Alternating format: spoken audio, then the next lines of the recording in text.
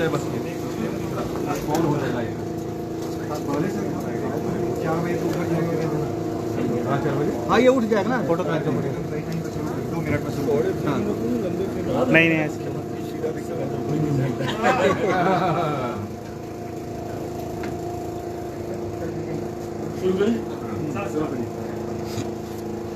साथियों, बिहार का ताजा राजनीतिक मौसम जो करवट ले रहा है, जिस तरीके से वहां पे मिजाज बदल रहे हैं, वो सब आपकी जानकारी में है। मैं बस आप सबका ध्यान आकर्षित करना चाहता हूं। नवंबर 11, 2020 10 नवंबर 2020 को बिहार विधानसभा के चुनाव के परिणाम आए थे और उन परिणामों के ठीक अगले दिन बिहार के पटना में मैंने एक प्रेस वार्ता की थी और उस प्रेस वार्ता में मैंने इस बात को स्पष्ट तरीके से कहा था। अगर आप लोग अपने आर्काइव से अगर वो प्रेस कॉन्फ्रेंस निकालेंगे तो उसमें भी आपको ये स्पष्ट सुनाई देगा। क्लियरली मैंने उसमें भी ये बात कही थी कि मुख्यमंत्री नीतीश कुमार जी के लिए अपनी व्यक्तिगत महत्वाकांक्षाओं से बढ़कर कुछ नहीं।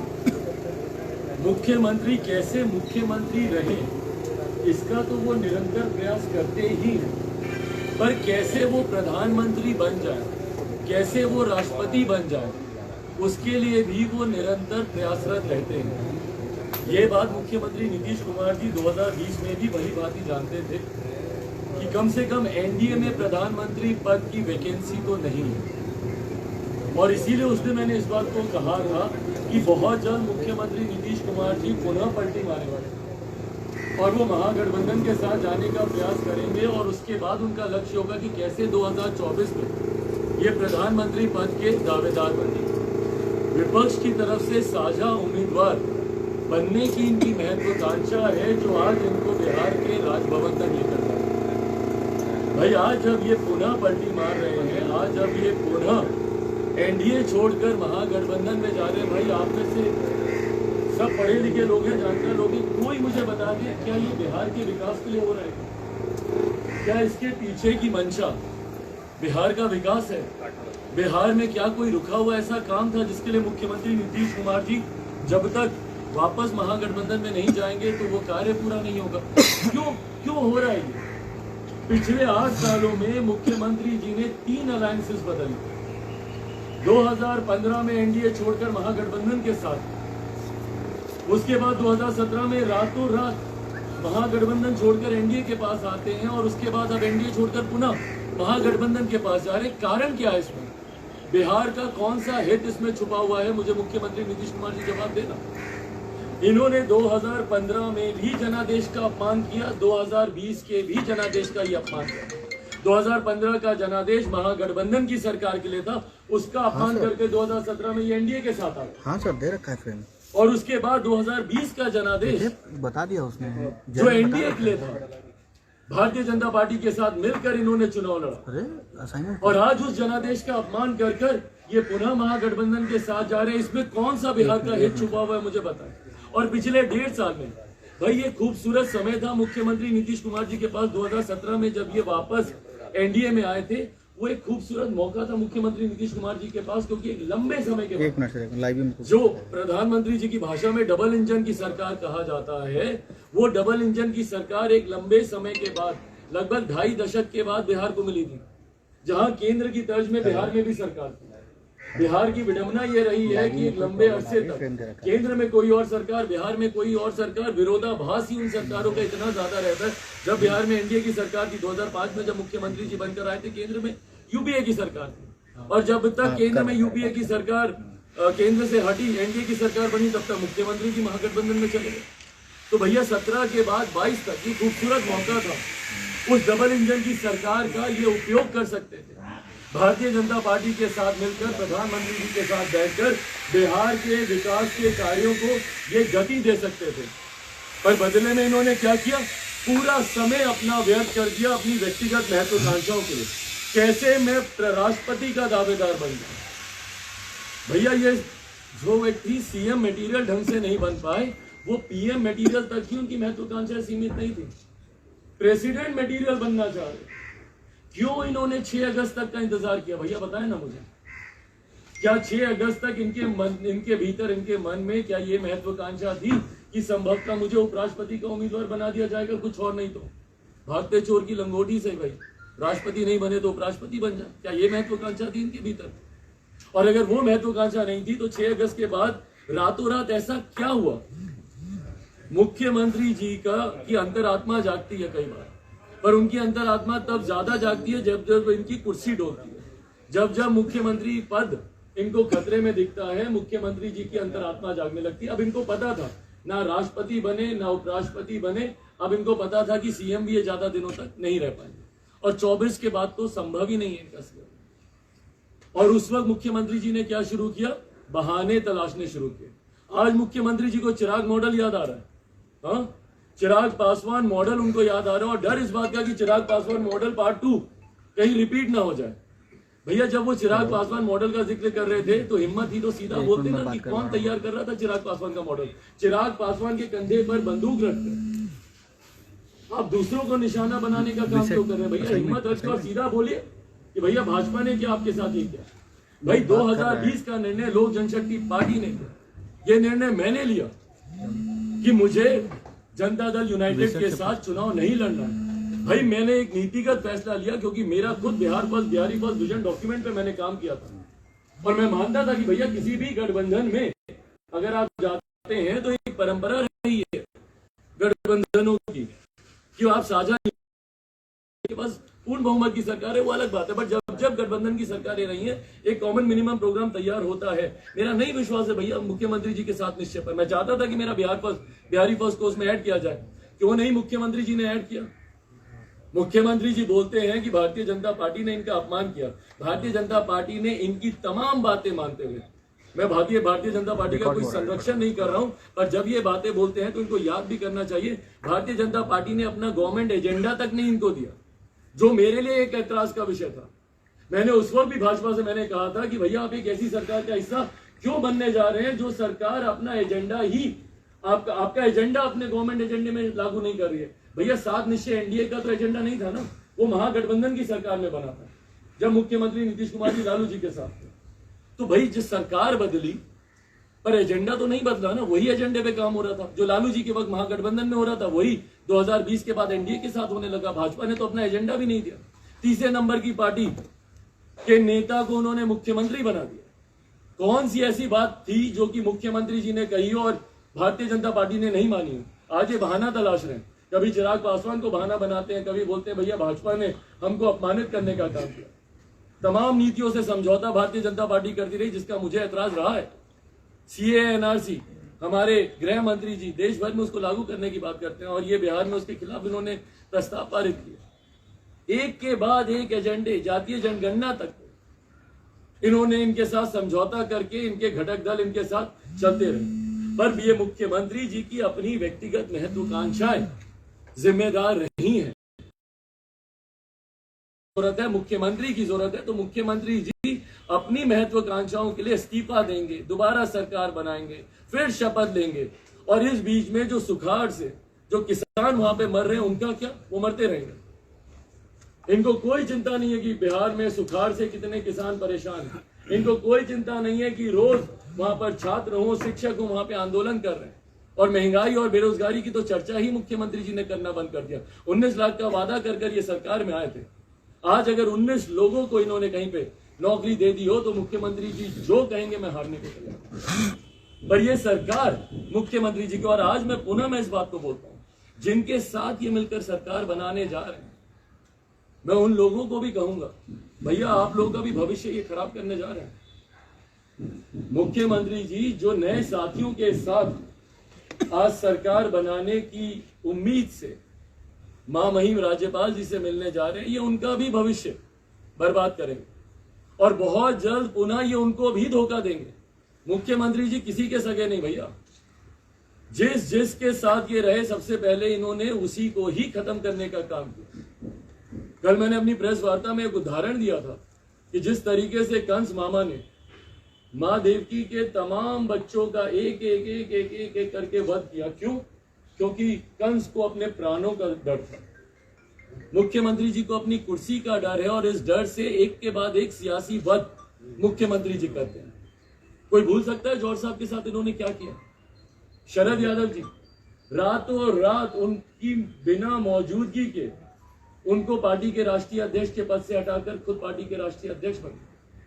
प्रशांत किशोर जी 2 सांसदों की पार्टी 2014 में, 2015 आते आते तक प्रशांत किशोर जी की वजह से पार्टी दोबारा सत्ता में आई। उनके साथ इन्होंने क्या किया?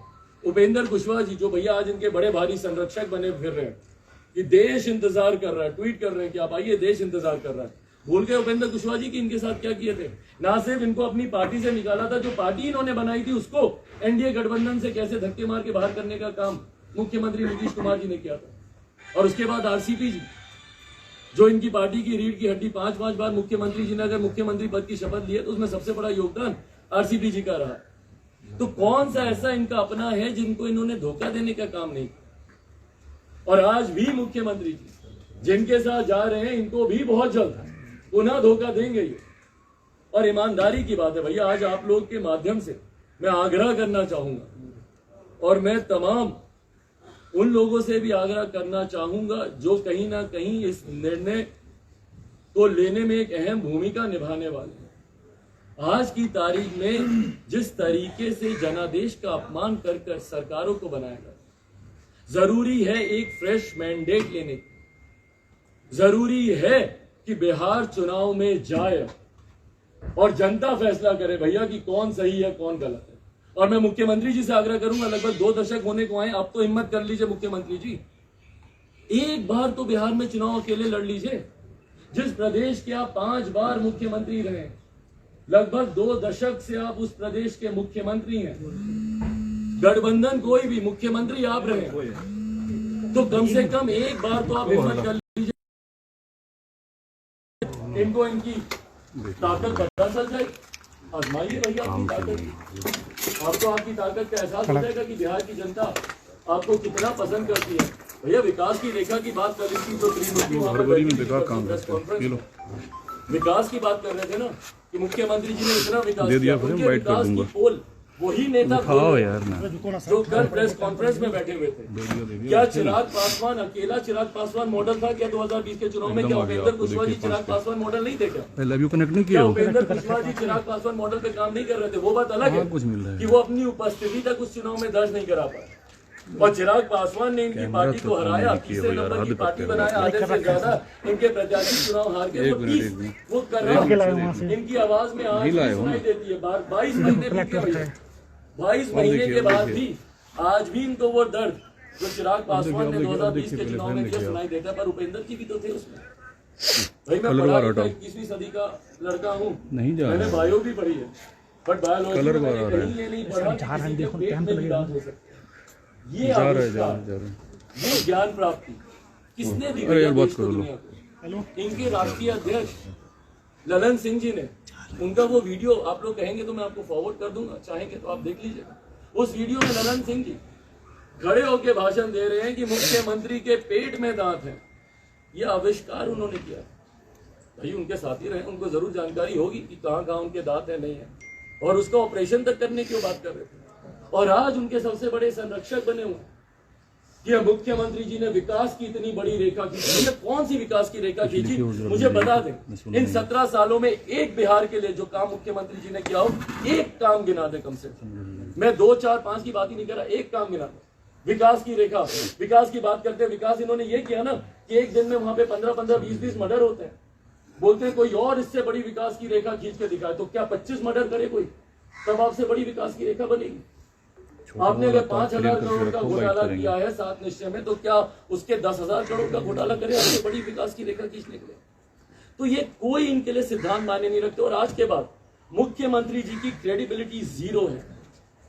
जो मुख्यमंत्री अपनी बातों का नहीं, जंगल राज को कोसते हुए विकल्प बनकर आए थे 2005 में जंगल राज का, और उसी जंगल राज के साथ मिलकर इन्होंने सरकार बना दी। लोकतंत्र के मंदिर में खड़े होकर इन्होंने शपथ खाई थी कि मिट्टी में मिल जाऊंगा, भाजपा के साथ नहीं जाऊंगा। उसी भाजपा के साथ 2017 में ये चले। तो कैसे कोई विश्वास रखेगा ऐसे मुख्यमंत्री पर, जो मुख्यमंत्री खुद अपने शब्दों पर नहीं टिका? और इसीलिए मैं चाहता हूं कि भैया एक फ्रेश मैंडेट के लिए बिहार को चुनाव में जाना चाहिए। आज की तारीख में बिहार में राष्ट्रपति शासन लागू होना चाहिए।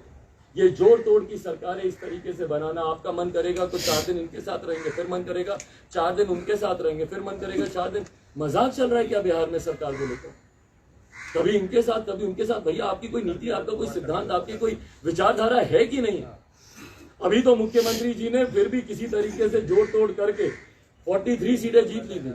अगली बार लिख कर ले लीजिए 0 पर जनता दल यूनाइटेड, और यूनाइटेड तो रही नहीं, डिवाइडेड ही होगी, पर ये जनता दल यूनाइटेड 0 पर आउट होंगे मुख्यमंत्री नीतीश कुमार। और 2024 में जो प्रधानमंत्री बनने का ये सपना देख रहे हैं, मैं तमाम विपक्षी दल के नेताओं को बताऊंगा, भैया ये मुख्यमंत्री किसी के नहीं रहे। इनमें से ही कईयों को धोखा देकर अपनी अपनी कुर्सी बचाने के चक्कर में उन्हीं के सर पर पैर रखकर ये आगे बढ़े, तो ना कोई विपक्ष का नेता इनके ऊपर विश्वास करेगा। पर मैं अपनी पार्टी की तरफ से मैं जरूर ये मांग करूंगा कि बिहार में इस तरीके की जोड़ तोड़ की सरकार बनना कतई उचित नहीं। बिहार को एक फ्रेश मैंडेट के लिए जाना चाहिए, राष्ट्रपति शासन बिहार में लागू होना चाहिए और एक नए जनादेश के लिए पुनः, और मैं कहा, और ये अगर आज नहीं होगा तो भाई 2-4 महीने में हो ही जाएगा। लंबे समय मुख्यमंत्री महागठबंधन में भी नहीं रहने वाले। मध्यवर्ती चुनाव बिहार में होना तय है, आज नहीं तो कल। बेहतर है, सूनर द बेटर, बेहतर है कि आज राष्ट्रपति शासन लगे और उसमें चुनाव में बिहार जाए। अब इसके अलावा आपके कोई सवाल? आरजेडी के तरफ से और जेडीयू की तरफ से कहा जा रहा है कि प्रधानमंत्री के सबसे बेस्ट मटेरियल है नीतीश कुमार, और उनको अब बिहार के अलावा केंद्र की भाई जो व्यक्ति सीएम मटेरियल नहीं ढंग से बनता है वो पीएम मटेरियल क्या है? और बेस्ट बता दें, ये तो मैं जानना चाहता हूँ मुख्यमंत्री जी से, मैं यही जानना चाहता हूँ कि बतौर मुख्यमंत्री आप मुझे बता देना कि आपका नीतीश मॉडल क्या है। भैया चिराग मॉडल का तो आपने जिक्र कर लिया, और चिराग मॉडल तैयार है भैया, मेरा बिहार पर बिहारी पर, जब मुख्यमंत्री जी चाहेंगे मैं दिखा दूंगा, हर समस्या का समाधान है बिहार से। पर बता देना कि इन्होंने सीएम मटेरियल में इन्होंने क्या कर लिया, या जब ये नीतीश मॉडल का जिक्र करते हैं, सुशासन बाबू का जिक्र करते हैं, सपने तो देख ही रहे हैं भाई, महत्वाकांक्षा नहीं छुपी। आज तुरंत, अभी तो भैया सरकार बदली नहीं, कुछ हुआ नहीं, तुरंत उपेंद्र कुशवाहा जी का ट्वीट पढ़ लीजिए, देश आपका इंतजार कर रहा है।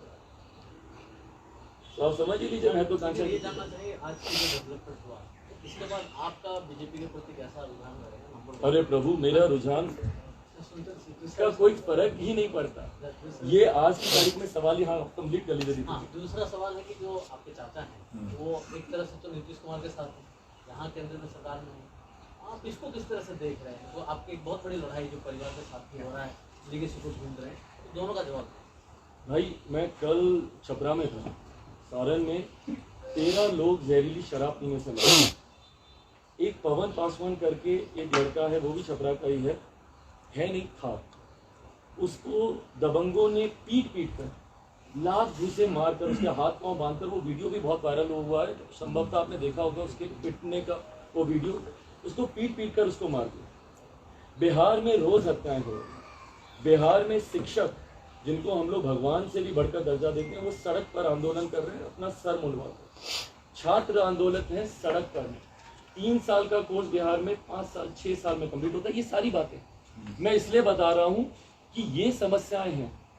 फुर्सत किसके पास है कि भैया इन समस्याओं के अलावा आप कहीं और ध्यान दें। चिराग पासवान भाजपा के साथ कैसा है नहीं है, इससे बिहार बेहतर नहीं होने वाला। मेरे चाचा के साथ संबंधों से बिहार बेहतर नहीं होने वाला। मेरा ध्यान पूरी तरीके से भाई केंद्रित है उस तरफ। मुझे नहीं फर्क पड़ता कि बाकियों की जिंदगी में, मेरे परिवार के और सदस्यों की जिंदगी में क्या हो रहा है नहीं हो रहा है, मेरा ध्यान उस तरफ केंद्रित है। ना आज की तारीख में मेरा ध्यान किसी गठबंधन की तरफ है। इससे पहले ये सवाल आए ना मैं गठबंधन के बारे में सोच रहा, अकेला चलने की रणनीति पर 2020 में का मैंने फैसला लिया था, जब तक कोई अगला चुनाव नहीं होता। और भैया ये जनरल प्रैक्टिस है, हमेशा चुनाव के वक्त ही गठबंधन पे होता है। और बिहार में तो अब तो गठबंधनों का भी कोई मायने नहीं, क्योंकि किसी के साथ आप लड़ते हैं और किसी और के साथ आप बाद में सरकार चलाते। चिराग जी, सबसे बड़ी वजह आप क्या मानते हैं? हम कैसे सबसे बड़ी वजह क्या मानते हैं? तमाम राजनीतिक बातें आपने बताई, लेकिन सबसे बड़ी वजह क्या मानते हैं कि इसी वक्त नीतीश कुमार ने गठबंधन तोड़ दिया, और उनका ये भी कहना है कि उनकी पार्टी को बीजेपी तोड़ने की कोशिश कर रही थी, विधायकों को तोड़ने की कोशिश कर रही थी। क्या यही सबसे बड़ी वजह है? तो ये उनको आज एकदम से पता चल गया था कि उनकी पार्टी को तोड़ने का प्रयास किया जा रहा है। टाइमिंग पे तो सवाल मैं भी उठा रहा हूँ ना भैया कि 6 अगस्त के बाद ही क्यों? 6 अगस्त तक तो सब ठीक था। अगर आपको पहले पता था कि आपकी पार्टी को तोड़ने का प्रयास हो रहा है, चिराग पासवान पार्ट 2 पे काम किया जा रहा है, तथाकथित जो बातें जिन शब्दावलियों का ये इस्तेमाल करते हैं, तो आपने भैया राष्ट्रपति उपराष्ट्रपति तक तो आप समर्थन देते रह रहे थे। क्या तब तक आपके भीतर कोई उम्मीदें बाकी थी? आपको कुछ उम्मीद थी कि आपके लिए कुछ होने जा रहा है या आपके लिए कुछ करने जा रहा है? बहरहाल भाई, तमाम बातों का जवाब सिर्फ एक ही है, सिर्फ अपनी कुर्सी के लालच। मुख्यमंत्री जी का हर फैसला सिर्फ और सिर्फ अपनी कुर्सी को केंद्रित करते हुए ही वो लेते हैं, इसके अलावा कुछ और मायने नहीं रखता। पशुपति पारस जी ने कहा है, चिराग जी पशुपति पारस जी का एक सवाल था, उसी के संदर्भ में मेरा दूसरा रिस्पॉन्स सवाल है। उन्होंने कहा है कि चिराग पासवान के लिए एनडीए में कोई जगह नहीं, कोई उपाय नहीं है, क्या वर्षा या कृषि सुखाना समय निकल चुका। अपने आप को बोल रहे हैं कि मैं अभी एनडीए का पार्ट हूँ और केंद्र में मंत्री हूँ, नरेंद्र मोदी के साथ ही मैं रहूँगा। चिराग भाई, चिराग भाई, ऐसा क्या है कि बीजेपी खेमे में मातम है, लेकिन आप उत्साह से लबरेज हैं कि अब बिहार में असली परिवर्तन होगा? तो मैं कहाँ उत्साहित हूँ भैया? आपने कहा लेकिन जी शून्य पे आउट मेरा आक्रोश आपको दिखाई नहीं दे रहा। मैं तो चिंतित हूँ कि आज की तारीख में जब बिहार में सबसे ज्यादा सरकार की जरूरत है, मेरे मुख्यमंत्री इस्तीफा देने लगे, नई सरकार का गठन की वो बात कर रही है। ये समय है क्या इन सब चीजों का? आज बिहार सुखाड़ से प्रभावित है। बाकी समस्याएं तो अगर एक बार के लिए आप भूल भी जाएं, बेरोजगारी और महंगाई को अगर आप एक तरफ रख दीजिए, तो आज की तारीख में जब बिहार में सबसे ज्यादा सरकार की जरूरत है, आप पिछले 1.5 साल से देख लीजिए ना, क्या चल रहा है बिहार में सरकार में, कौन सी नीतियों पे काम हो रहा है बिहार के डेवलपमेंट को लेकर। काम तो सिर्फ ये राष्ट्रपति बनेंगे, ये उपराष्ट्रपति बनेंगे, ये प्रधानमंत्री बनेंगे, महागठबंधन में जाएंगे तो भी यही मुख्यमंत्री रहेंगे, एनडीए में आएंगे तो भी यही मुख्यमंत्री रहेंगे, वापस महागठबंधन में जाएंगे तो भी यही मुख्यमंत्री। इसके अलावा चर्चा और कहाँ हो रही है? किस चीज की चर्चा हो रही है? आपने बोला, जो मैं ये कह रही हूँ कि आपने कहा ठीक से सीएम नहीं बनता है तो पीएम मटेरियल क्या बनेंगे। नीतीश कुमार ने जब पिछला विधानसभा चुनाव लड़ा था, मैं कहा था ये मेरा आखिरी चुनाव है, आपको याद हो अपने आखिरी भाषण में उन्होंने ये बात की, तो उसको अब आप किस तरह से देखिए जब उनकी पार्टी के नेता ही उनको बोल रहे हैं कि देश आपका इंतजार कर रहा है। और दूसरा कि आपको ये जोर शोर की राजनीति गलत लग रही है बिहार में, तो जो मध्य प्रदेश में हुआ, जो अभी हाल ही में महाराष्ट्र में जोर तोड़ से हुआ, क्या वो राजनीति सही? गलत है, सब गलत है। और मैं हमेशा मैं इस बात का पक्षधर रहा हूँ कि जब भी अगर अविश्वास सरकार में के घटक दलों के भीतर उत्पन्न होता है, तो जोर तोड़ से सरकार बनाने से बेहतर है आप नया जनादेश लेकर। पहली बात तो जो जनादेश जनता ने आपको दिया है उसका सम्मान करना सीखना जरूरी है। मुख्यमंत्री जी ने 2 बार जिस तरीके से जनादेश का अपमान किया, महागठबंधन के साथ चुनाव लड़े तो एनडीए के साथ सरकार चला, एनडीए के साथ चुनाव लड़े तो महागठबंधन के साथ सरकार चला, ये जनादेश का अपमान करना। जिन जिन राज्यों का आप जिक्र कर रहे हैं वो तमाम गलत है। आप जनादेश का अपमान कर रहे हैं, आप उस जनता का आप अपमान कर रहे हैं जिन्होंने आपको चुनकर वहाँ पे बैठने के लायक बनाया, ये गलत है। Chirag, Nitish Kumar has tendered his resignation now, and what he's saying is that BJP made JDU weak and that they were humiliated time and again, and which is why this is coming. Well, I'm surprised to hear this, that JDU says that they were humiliated. I mean, someone who's at number 3 in Bihar politics in terms of seats, a leader of that party is made the chief minister of my state. Is this humiliation? Back to back, Bharatiya Janata Party agreed to whatever Nitish Kumar ji said as a chief minister. Back to back, Bharatiya Janata Party compromised with their policies just to support Mukhyamantri Nitish Kumar ji. Is this humiliation? I don't understand what kind of a humiliation is this. It's just an excuse that Mukhyamantri ji wanted to come out of this alliance because he had bigger aims for the future. He's planning to be the Prime Minister candidate for 2024, and that was very evident, that was very clear right from day one. And I'll repeat myself, I said this almost 22 months, that is his ultimate goal, ultimate aim, and he'll be aiming for it. मौसमी जी, आपको वो सवाल एक रह गया था कि आखिरी उसमें इन्होंने कहा था कि मेरा आखिरी चुनाव है। मुख्यमंत्री जी के कौन सी बात का भरोसा करें? क्रेडिबिलिटी यहीं से ही खत्म होती है। जो मुख्यमंत्री अपने शब्दों का नहीं, वो किसी का हो सकता है।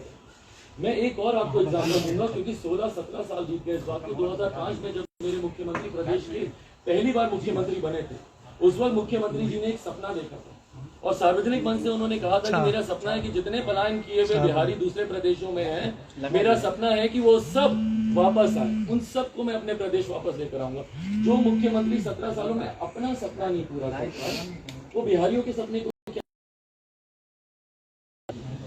उन्हीं के साथ सरकार, मिट्टी में मिल जाऊंगा, भाजपा के साथ नहीं जाऊंगा, उन्हीं के साथ सरकार। ये मेरा आखिरी चुनाव, उसके बाद राष्ट्रपति का भी चुनाव लड़ने को तैयार है, उपराष्ट्रपति का भी चुनाव लड़ने को तैयार है, मुख्यमंत्री का भी लड़ने को तैयार है, प्रधानमंत्री का भी लड़ने को तैयार है। तो जो मुख्यमंत्री अपने शब्दों का नहीं, और शब्दों का महत्व होता है राजनीति में, अगर आप अपने शब्दों के नहीं तो बिहार की कोई जनता आपका विश्वास नहीं। चिराग भाई, वीडियो कभी खुलकर नहीं कही, लेकिन अरे महाराज इतनी क्या जल्दी है, रुक जाइए यार, क्या है जब आप लोग बात कर रहे हैं। खुलकर नहीं कही, लेकिन उनका दर्द यही है कि आपने बीजेपी के साथ मिलकर उन्हें 50 से नीचे पहुंचा दिया। अब आप कह रहे हैं उन्हें 0 तक पहुंचाएंगे। चिराग मॉडल का उन्होंने जिक्र किया ना भाई, और चिराग मॉडल यही है कि मैंने अपनी विकास की बातों को रखते हुए जन भावना को सामने रखा, और जनता ने मुझे बीजेपी से नहीं, आप तो नहीं वो भी मैं अभी क्लियर करता हूँ कि जन भावनाओं को मैंने सामने रखा और जनता ने मुझे साथ दिया। और जनता ने उस वक्त भी भाई एक बड़ा जनादेश, 6% से ज्यादा का मत मुझे मिला, 25 लाख वोट मेरी पार्टी को उस वक्त मिले। और जनता दल यूनाइटेड इसी बात का तो दर्द उनकी आवाज में आज भी झलकता है। जब ललन जी बोलते हैं चिराग मॉडल का, जब वो जिक्र करते हैं तो वो दरअसल इसी मॉडल का जिक्र करते हैं जिस मॉडल की वजह से उनकी पार्टी तीसरे नंबर पर आई। और जब वो इस बात को कहते हैं, वो उतनी बार मुझे मेरी ताकत का एहसास दिलाते, वो मेरा परिचय मेरी ही ताकत से करवाते हैं जितनी बार वो इस बात को कहते हैं कि चिराग की वजह से हम लोग हारे, चिराग की वजह से हम लोग तीसरे नंबर की पार्टी बन गए। तो कहीं ना कहीं जो कॉम्प्लीमेंट मुझे देते हैं, मेरी तारीफ करते हैं, उसके लिए मैं जनता दल यूनाइटेड के नेताओं का मैं धन्यवाद करूंगा। पर जिस साजिश की वो बात करते हैं कि भैया साथ मिलकर उनके साथ मिलकर, इस बात को मैं स्पष्ट तौर पे कह रहा हूं, ये निर्णय मेरी पार्टी का कि हम लोग चुनाव लड़ेंगे। और ये निर्णय को मैंने खुलकर उसी वक्त मैंने घोषित कर दिया था कि लोक जनशक्ति पार्टी अकेले चुनाव लड़ रही, और हम लोग अकेले चुनाव लड़े। तमाम सीटों पर जितनी भी जो सीटें हम लोगों ने चुनी थी, उन तमाम 137 सीटों पर हम लोगों ने अकेले चुनाव लड़ा। और जो भी मत मुझे मिला, मैं बिहार की जनता को उसके लिए धन्यवाद करता हूं। जो साथ उन्होंने दिया, उसी वक्त नहीं उसके बाद भी जो साथ उन्होंने मेरा दिया, उसके लिए मैं उनका धन्यवाद करूंगा। और आने वाले समय में जो मैंने कहा वो होगा। 43 पर थे 0। अरे अमतेश भाई रुक जाओ ना यार, बीच में कुछ रहे यार।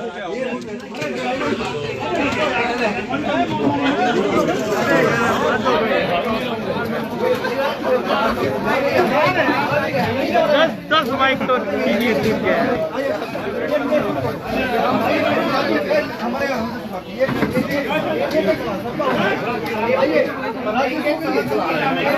हम वेट करते हैं लास्ट डेट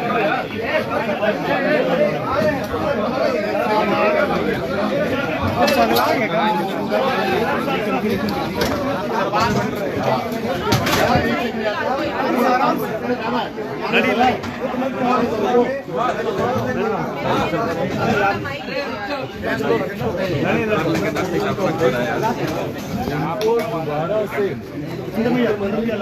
देख रहे हैं क्या कर रहे हैं। पर जो जनादेश का उन्होंने अपना ऐसे में अरे सुबह से खाए ने दिन में भगवान के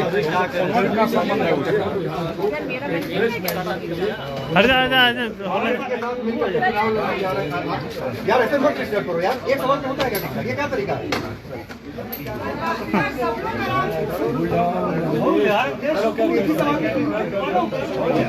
अरे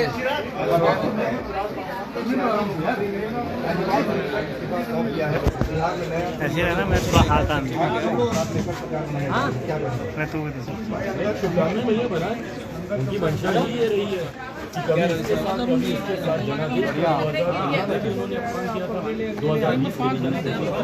लास्ट में लेना। हाँ और क्या खाओ पियो अलग से लियो आराम से हो जाएगा। ऐसे कहते हैं वैसे करके सबको ऐसे करेगा ना मिलेगा ना कुछ। अगर अविश्वास है अरे जाने से मारू करेंगे आज तो इन्हीं का दिन है क्या? तो रिपब्लिक भारत का रिपब्लिक। आइए राजीव जी। कौन से अमितेश अमितेश जी जो आगे अमितेश जी वो उसमें है जी।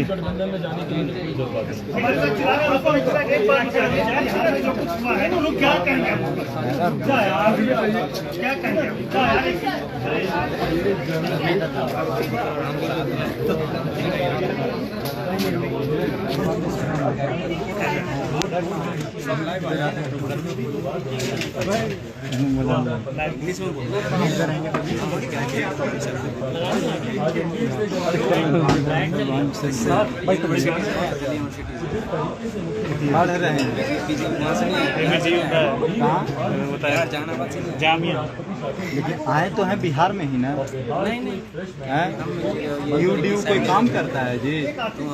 बताइए जामिया जामिया इस्लामिया टॉपर। हम भीड़ में मिलते हैं इसीलिए हम पशुपति पारस हो रहे क्या अकेले में जाके मिलेंगे?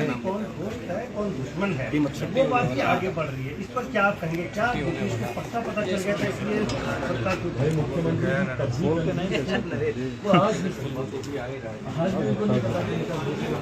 देखो नाश्ता करे तो नहीं किया नाश्ता आ देते हैं नहीं श्याम भाई पानी देते पानी भाई मेरे को नहीं पीना पानी पीना ठीक है ना। अंदर है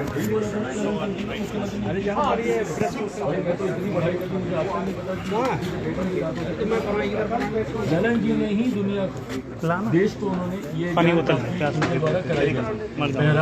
मुख्यमंत्री जी को और उनको आज भी नहीं समझ में आ रहा है, तब भी कंफ्यूज के बाद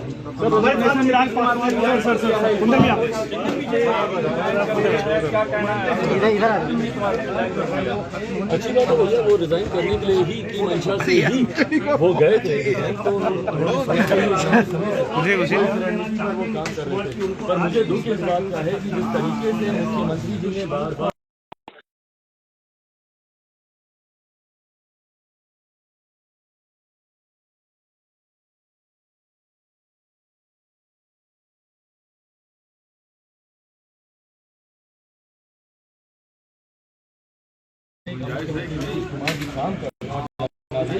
आप मांग कर रहे हैं बिहार एक फ्रेश मैंडेट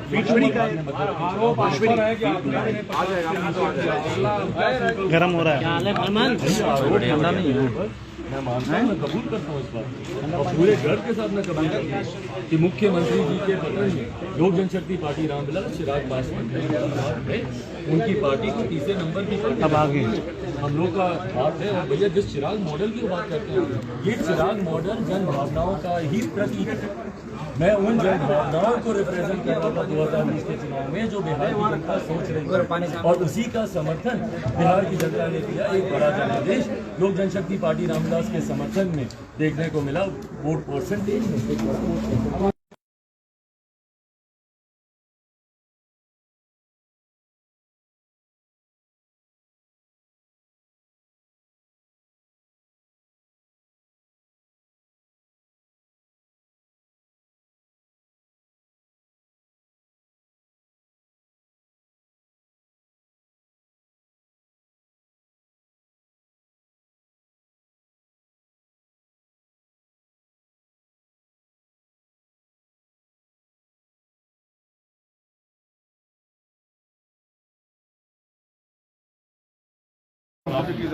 जिस तरीके से 2 आदमी लगाए हुए हैं।